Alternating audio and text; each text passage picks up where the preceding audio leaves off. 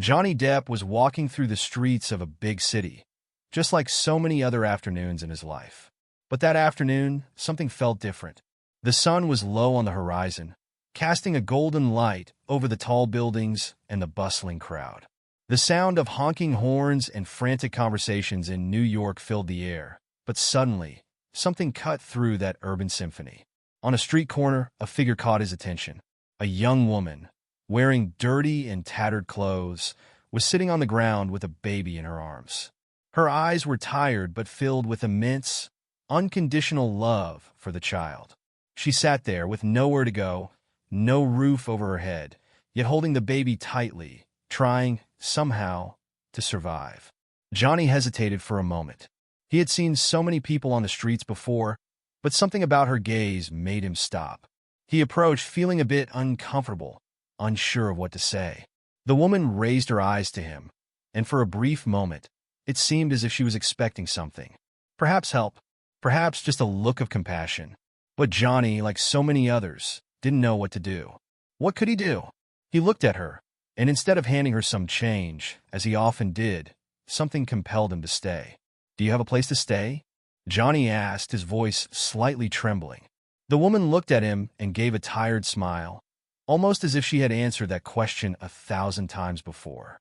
"No, sir, I don't," she replied, her voice soft but filled with a quiet strength. Johnny felt a pang in his chest. He looked at the baby, still in the mother's arms, eyes closed, oblivious to the chaos around.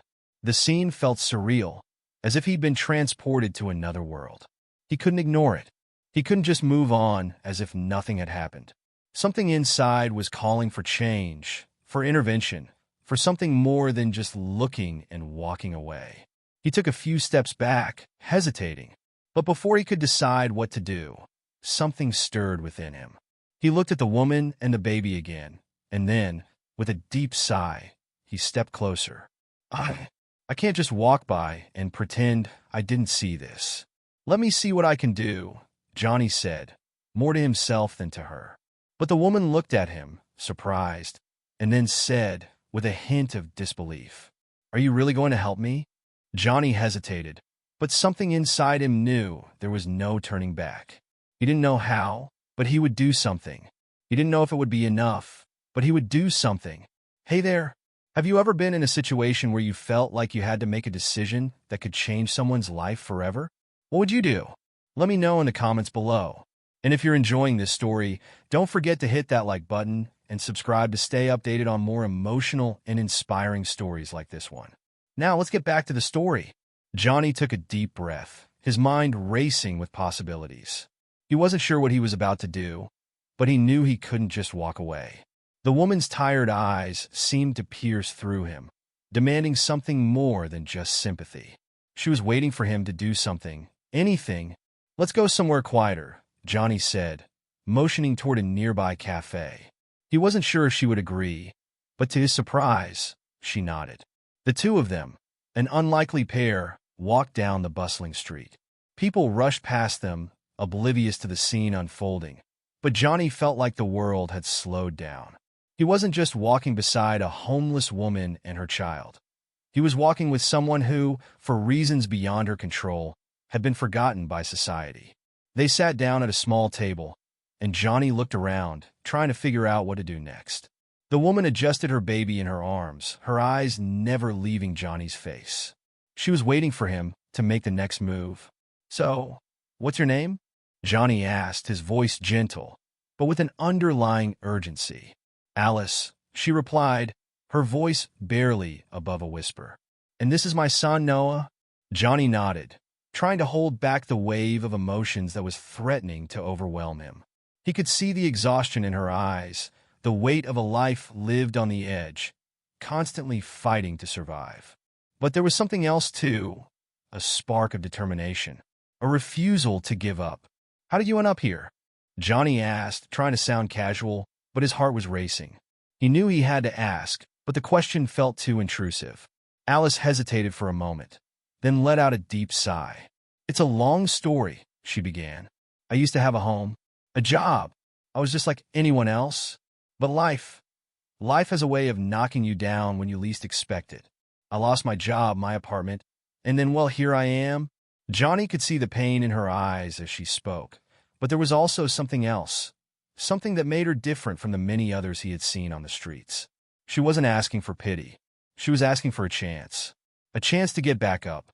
You're not alone, Alice, Johnny said softly, almost to himself. He wasn't sure why he said it, but the words felt right. He looked down at his hands, then back at her. I want to help. Alice looked at him with disbelief. Help? How could you possibly help someone like me? Johnny didn't have an immediate answer. He wasn't a social worker, he wasn't rich, and he certainly didn't have all the answers. But there was something inside him that refused to let Alice's story be one of hopelessness. I don't know yet, he admitted, but I can't just leave you here. I'll find a way. The words hung in the air between them. Alice looked at him for a long moment, and for the first time, Johnny saw a flicker of hope in her eyes. It was small, but it was there, and that was enough. Johnny could feel the weight of Alice's gaze on him. She was waiting for him to do something to prove that his words meant something. He had no plan, no resources, no idea of what he was doing. But he knew one thing. He couldn't walk away. Not now. All right, Alice. I'll make some calls, Johnny said, trying to sound confident, though his heart was racing. But I need you to trust me. I'm not going to let you and Noah stay out here. Alice didn't say anything at first. She just stared at him, her expression unreadable. Johnny could see the skepticism in her eyes, the doubt. She had been let down before, probably by many people who promised to help and never followed through. He couldn't blame her for not believing him, but he wasn't like those people. He had to prove that. Johnny pulled out his phone and began dialing numbers. He called a few contacts, people he knew from his time in Hollywood, some philanthropists, and a few friends who had connections to shelters and social programs. But every call seemed to end in disappointment. No one had an immediate solution. Everyone was too busy, too overwhelmed, or too far removed from the reality Alice was facing. After several unsuccessful calls, Johnny felt his confidence begin to waver. He was used to solving problems quickly, to having the resources to make things happen. But this was different. This wasn't a movie set where problems could be fixed with a check or a few kind words. This was real life, and real life didn't have an easy solution. Alice watched him, her expression still guarded. She wasn't angry, but Johnny could see the frustration building behind her calm exterior. She had been let down too many times to expect much from anyone. I told you, Alice said softly, no one's going to help.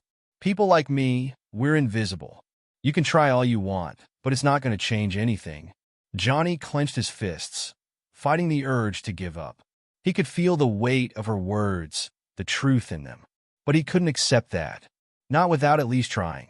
I'm not giving up on you, Alice, Johnny said, his voice firm. You and Noah deserve better than this. I won't let you stay out here, not if I can help it. There was a moment of silence. Alice didn't respond, but Johnny could see something shift in her. The walls she had built around herself, the armor she wore to protect her heart, were starting to crack. For the first time, Johnny saw vulnerability in her eyes. She looked down at Noah, who was now stirring in her arms. He had been asleep, but the noise of the cafe had roused him. Alice gently rocked him back to sleep, her expression softening as she gazed down at her son. Why are you doing this? Alice asked, her voice barely above a whisper. You don't know me. You don't know me anything. Johnny paused, his gaze lingering on her. There was so much pain in her voice, so much weariness. But there was also a quiet strength, a resilience that he couldn't ignore. She had been through so much, and yet she was still standing. I don't owe you anything, Johnny said, his voice steady. But I can't stand by and do nothing. I've been given so much in my life. I've had the privilege of opportunities, of people who believed in me. I can't just forget that when I see someone who needs help. Alice looked at him for a long time, her eyes searching his face. She was trying to read him, trying to understand why he was doing this. Johnny didn't have all the answers, but he knew one thing for sure. He wasn't going to walk away. I don't know how I can help you, Alice, Johnny continued, but I'll figure it out. We'll figure it out together. Alice didn't respond right away. Instead, she looked down at Noah again, her eyes filled with a mixture of love and sorrow. She was torn between hope and fear, between wanting to believe that things could get better and knowing that life had a way of crushing those hopes. For a moment, there was silence. But then slowly Alice nodded. "Okay," she said softly. "I'll trust you. But if you fail me, I won't be disappointed. I've learned not to expect anything from anyone." Johnny nodded, understanding the weight of her words. He had no idea how he was going to make this work, but he knew one thing. He wasn't going to fail her. As the days passed, Johnny found himself consumed by the weight of the promise he made to Alice. He couldn't get her out of his mind, nor could he shake the feeling that he was in over his head. But despite the mounting pressure, he refused to back down. He had told Alice he would help, and he wasn't going to let her down. Johnny spent the next few days reaching out to more people, trying every possible connection he had. He even used his own resources, offering a part of his own fortune to secure a safe place for Alice and Noah. But every lead turned into a dead end. Shelters were overcrowded, and the few places that had room were either too far or not equipped to care for someone in Alice's situation. Johnny was beginning to feel the weight of failure pressing down on him. Then, one afternoon, as he sat in his car, staring at his phone in frustration, a call came through. It was from a number he didn't recognize, but something told him to answer. "Hello," Johnny said, his voice tinged with exhaustion. "Mr. Depp, this is Sarah from the Bridge Foundation," the voice on the other end said. "I understand you're looking to help a woman named Alice and her son, Noah." Johnny's heart skipped a beat.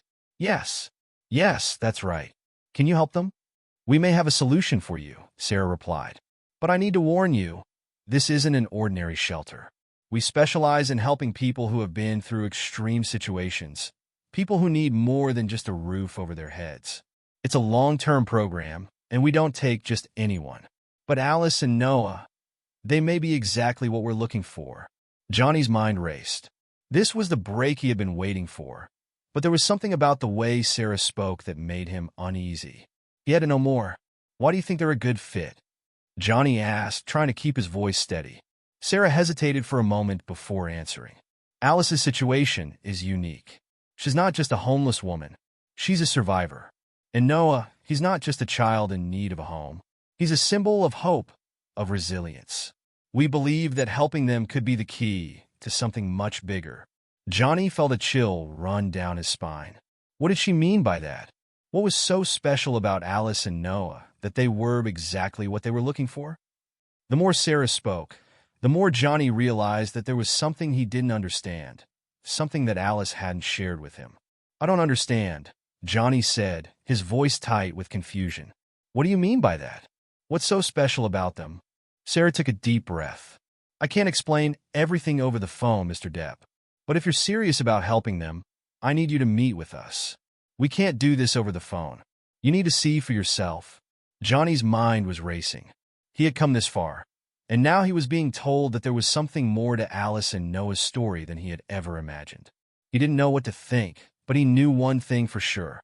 He had to meet with Sarah and learn the truth. "All right," Johnny said, his voice steady despite the turmoil inside. "I'll meet you. Where and when? We'll send you the details," Sarah replied. "But be prepared. This is going to change everything you thought you knew." Johnny hung up the phone, his mind spinning. He had to tell Alice what was happening, but he wasn't sure how to break the news.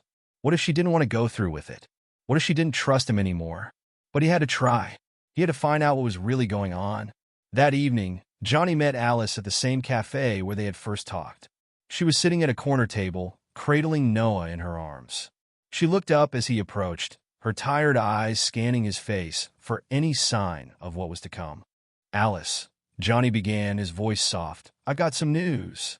I think I found a place for you and Noah. It's a long-term program, but it's different from anything I've found so far. I think it could really help you." Alice didn't say anything at first. She just looked at him, her face unreadable. Johnny could see the hope flickering in her eyes, but there was also fear. She had been let down before, and she wasn't sure if she could trust him this time. "What's the catch?" Alice finally asked, her voice wary. Johnny hesitated. He didn't know how to explain what he had just learned. But he knew one thing.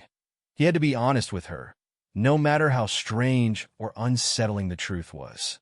There's something about this program, Alice, Johnny said slowly. They said you and Noah might be exactly what they're looking for, but I don't fully understand what that means yet. All I know is that it could be the opportunity you've been waiting for.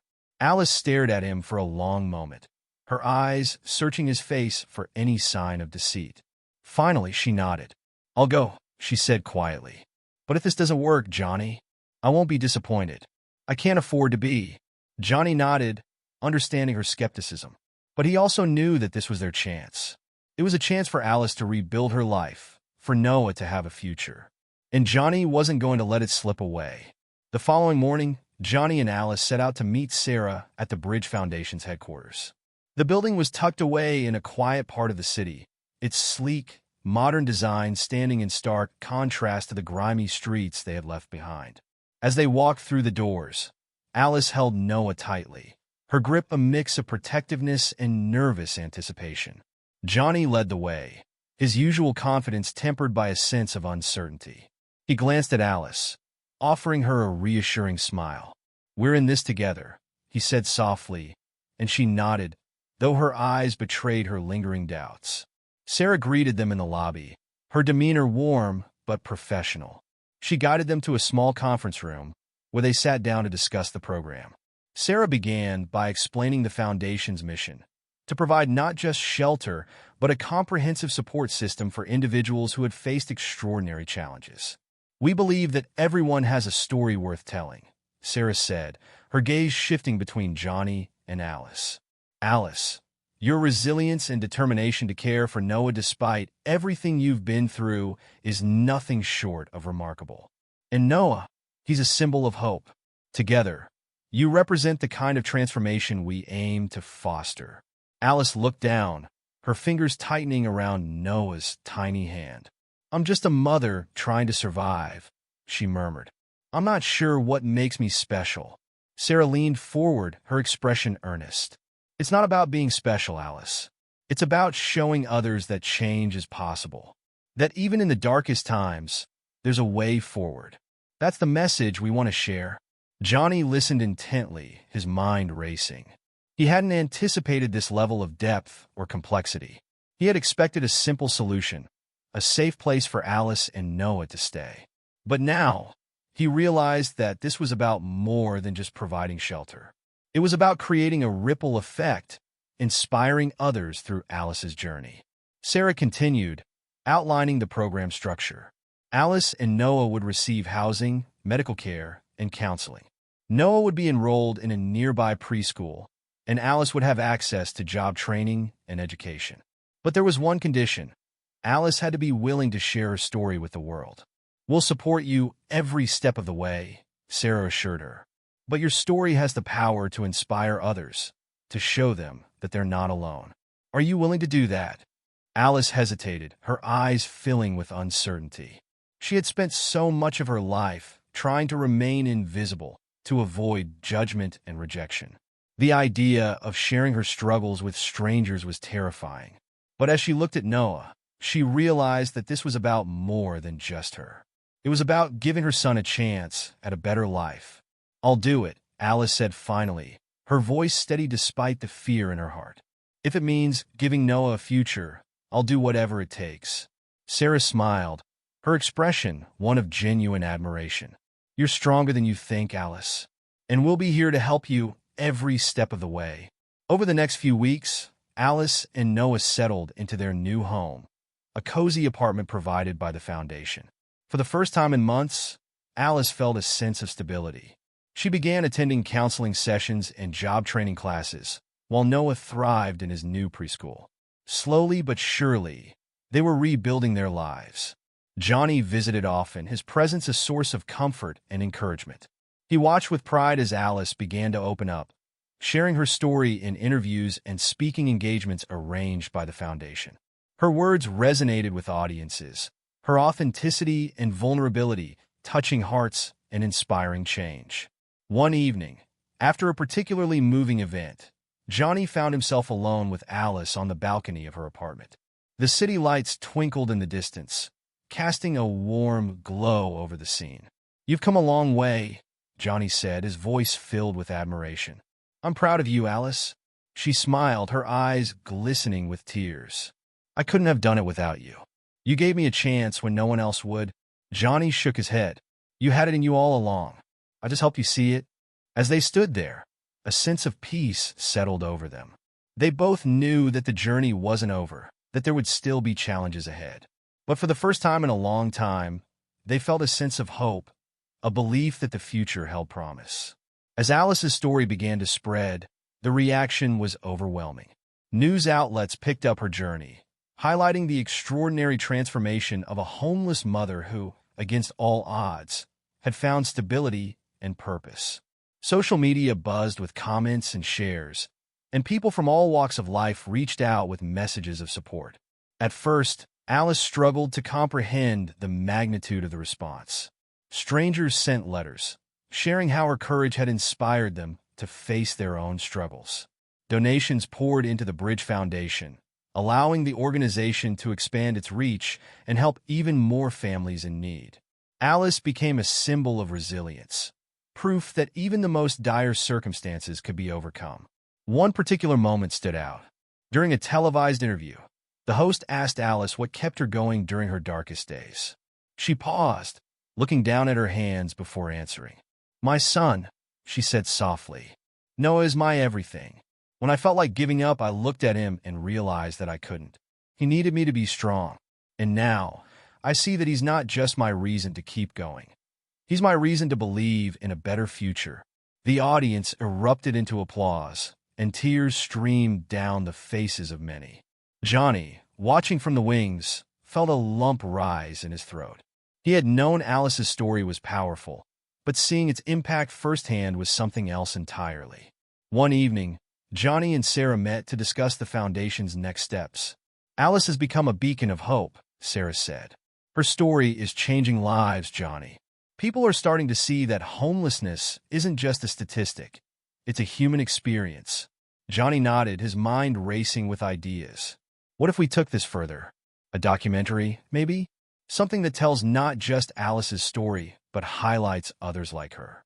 Show the world that everyone deserves a second chance. Sarah's eyes lit up. That's brilliant.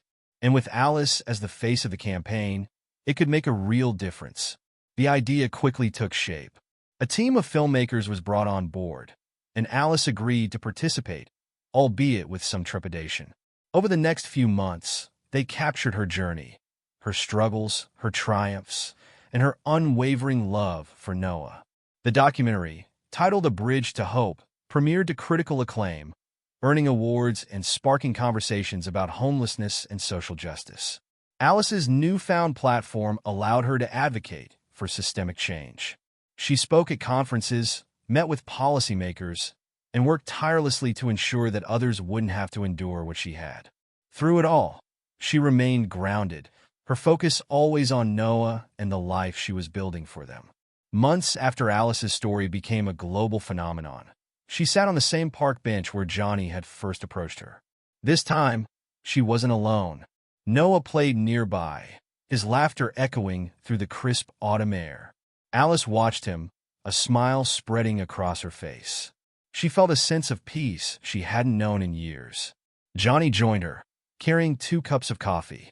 Handing one to her, he took a seat and gazed out at the park. Feels like a lifetime ago, doesn't it? He said, breaking the silence. Alice nodded, her eyes misting over. It does. Sometimes I can't believe how much has changed. I used to think that life would always be a struggle, that I'd never get out of that cycle. But now, she trailed off, gesturing to Noah. Now I have hope. Johnny smiled, his expression warm.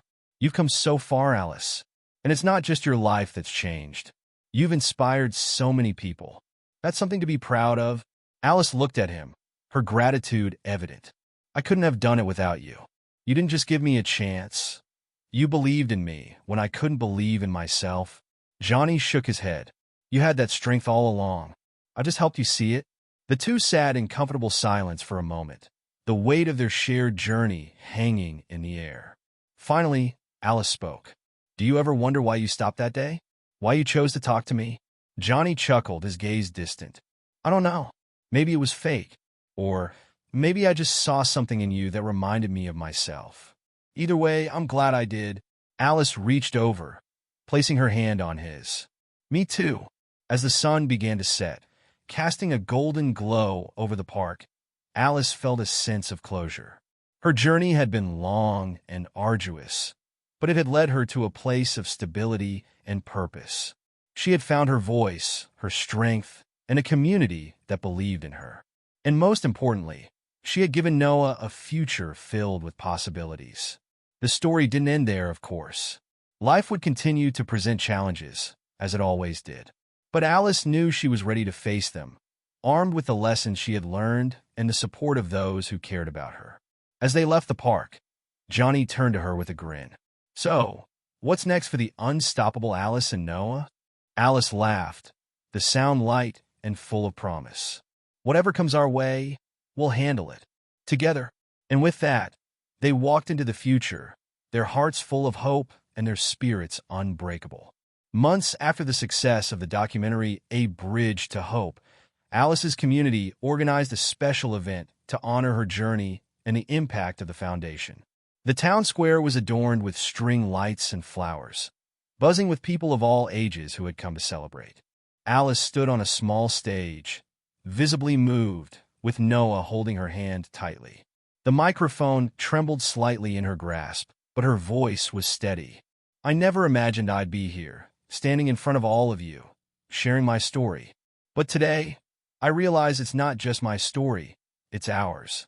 It's about what happens when people come together, when we choose kindness over judgment and action over apathy." The crowd erupted into applause, and tears glistened in many eyes. Johnny watched from the sidelines, a proud smile on his face. He had insisted on staying out of the spotlight, but Alice made sure to acknowledge him.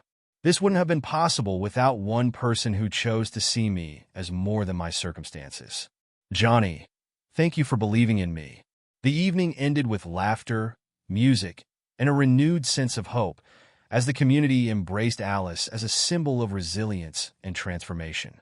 As Alice's story continued to inspire people worldwide, she took on a new role, mentor. Partnering with the foundation, she began hosting workshops for women experiencing homelessness, focusing on empowerment, job skills, and rebuilding self-esteem. In one of these sessions, Alice sat in a circle with a group of women, each sharing their struggles and dreams. One woman, Clara, timidly spoke up. "I feel like I've lost everything, my job, my family, even my dignity. How do you start over when you feel like there's nothing left?" Alice leaned forward, her gaze steady and filled with empathy. "I used to feel the same way," she said. "But what I've learned is that the first step is believing you're worth a second chance. And you are. Every single one of you is." Her words resonated deeply, and the women began to open up, their stories weaving a tapestry of shared pain and hope. Alice's journey became a beacon for them, proof that transformation was possible. Clara, in particular, blossomed under Alice's guidance, eventually finding stable housing and a job. Alice found fulfillment in helping others rise, knowing that every life she touched was a ripple of the kindness Johnny had once shown her. One quiet evening, after Noah had gone to bed, Alice sat at her kitchen table with a pen and paper. The house was warm and cozy, a far cry from the cold streets where she and Noah had once struggled to survive. She decided to write a letter to her future self, a reflection of her journey and a reminder of the lessons she had learned. "Dear Alice," she began, her handwriting steady. "If you're reading this, I hope you remember where you came from. I hope you never forget the nights when you felt invisible and the mornings when you doubted you'd ever see a brighter day. Those moments shaped you, but they don't define you." She paused, thinking of Johnny and the countless people who had helped her along the way. "Always remember that one act of kindness can change everything. Never stop paying it forward, and never stop believing in the power of hope." As she folded the letter and placed it in a drawer, Alice felt a sense of closure. Her past no longer haunted her. It empowered her. She was living proof that even the darkest chapters could lead to a story worth telling.